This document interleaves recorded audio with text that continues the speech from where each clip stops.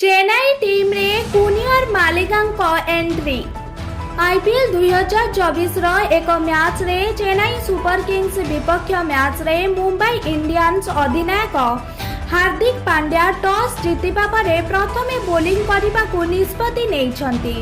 एही मैच पाई मुंबई इंडियंस पूर्व मैच रे प्लेइंग 11 रे कौनसी परिवर्तन करि नहीं, किंतु चेन्नई सुपर किंग्स प्लेइंग 11 रे माथिसा पाथिराना फेरिछंती।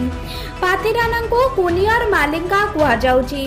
तांको बोलिंग शैली श्रीलंकार पूर्वतन खेलाड़ी लासिथ मालिका परी होइथिबारु तांको एही आख्या दिया जाइछि। मुंबई मध्य पिछा करी शेष मैच जीतिथिला एवं एथर मध्य सेमानंकर उद्यम समान हेबो। अन्य पक्षरे सीएसके मध्य निजर विजय धारा को बजाय रखिबा को उद्यम करिबो। दुई थर चैंपियन दल मध्यरे एही संघर्ष अत्यंत रोमांचकर हेबो। एहीपरि दमदार खबर गुड़िक देखिबा पई आम चैनल टी को सब्सक्राइब करंतु।